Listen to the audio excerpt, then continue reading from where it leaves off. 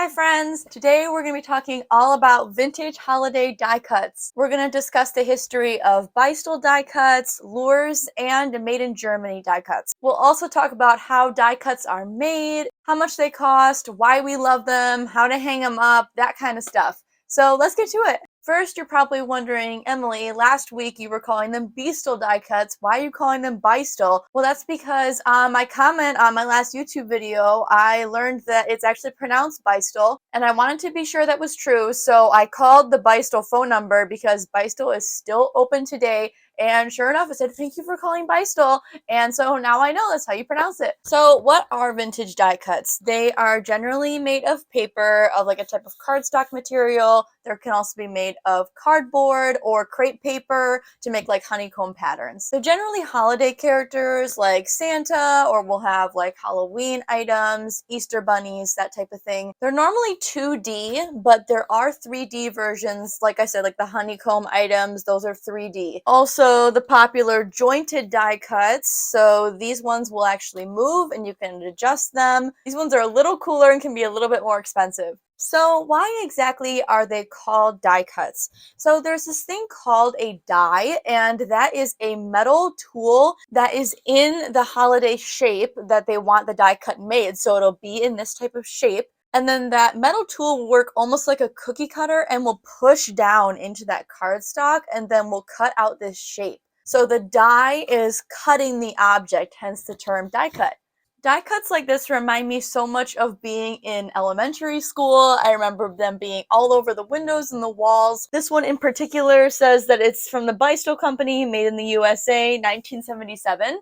And I just love die cuts so much, and they're also really affordable most of the time. It's like, I think I paid $2 for this one at a flea market, so it's just a really affordable way to put vintage decor in your house. And they're very versatile. There's a lot of ways to decorate with these, and so I definitely want to make this a memory for me and keep them in my house. Now I'm going to talk about the history of die cuts, which it was kind of hard to figure that out actually. I did a history of blow molds video, which I will link to, and that one was a lot easier to figure out. But die cuts, there were websites calling companies by the wrong name, and there just isn't a ton of information out there. But I did do my best to find accurate information. I just want you to know that I am doing research into this, and if you think that something is wrong, you can just let me know in the comments, but please be kind about it. Alright, first we're going to talk about German-made die cuts, and I just got this one in my latest Halloween haul video, which I will link to. It does say in the back right here, made in Germany, and these die cuts are generally the oldest. They were made between 1919 and 1935, right before World War II.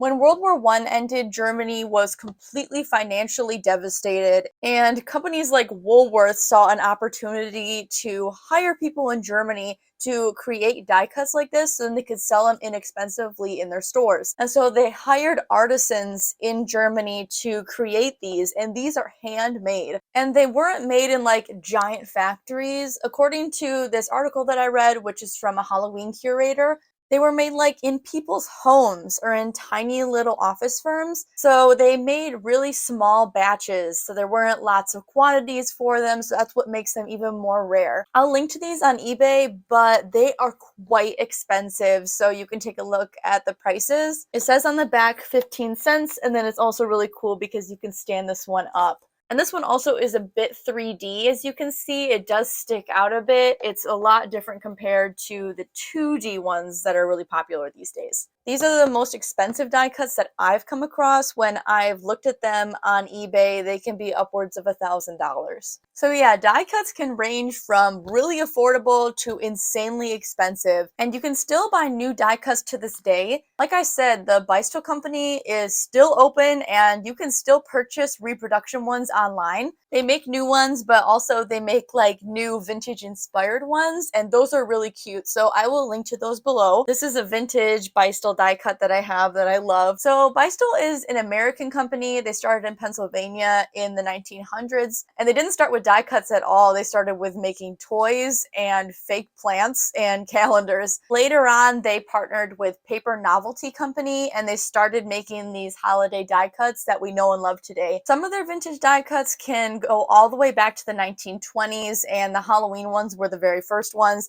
but then you can also find vintage ones up until the 1990s. these. Some Beistle die cuts are worth more than others. This one I don't think is actually Beistle, but I'll use it as an example to show you what honeycomb ones look like. They're really cool. They're my personal favorite when it comes to die cuts. I'm obsessed with honeycombs. And I also learned through my research that honeycomb came from Germany also. And you won't believe it, but I went thrifting with my mom this morning and she says, "Hey, do you want these? I found them for 10 cents. And they're 1970s Beistle parasols." And I'm like, "Mom, that's so cool because I'm actually recording a video about them." I've never had one of these parasols before. Let's see what it looks like. This is definitely going to be a spring item.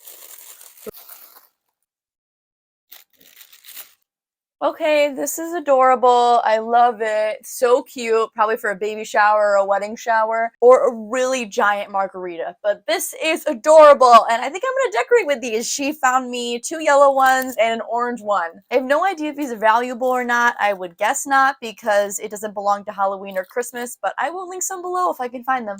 Then we have H.E. Luhrs die cuts, and you can see it says Luhrs on the bottom here and then in the cat's ear. H.E. Luhrs actually worked for the Beistle company, and he worked his way up and eventually became the president. And I did look it up and it said that M.L. Beistle, when he died in 1935, he passed the company down to H.E. Luhrs, and that's why you see his name on here. You can find die cuts for all kinds of holidays. There's like Easter ones, there's Valentine's Day that's really popular, and Thanksgiving is a popular one too. There's lots of honeycomb turkeys and pilgrims. Now, how exactly do you decorate with die cuts? Personally, I'll just use Scotch tape or I'll use poster putty, and that works great for me. One of my followers will put packaging tape on the back, and then they'll use that as a base to then put things on to adhere it so then it doesn't continue to harm the back. I thought that was a pretty good idea. If you have any other tips on how you like to hang them, you can leave them in the comments. My favorite ways to decorate with die cuts are, of course, to put them on the wall, but I also like to put them on my kitchen cabinets, which I did show in my Halloween home tour. And then I also have a gallery wall in my living room, and I will put that on that shelf and then lean it in the back. And then also like on my kitchen hutches and stuff, I'll lean them in the back and then I'll decorate in the front. So what do you think? Do you love die cuts or do you think they're cheesy? Because when I first started collecting vintage, I kind of thought they were a little too cheesy for me,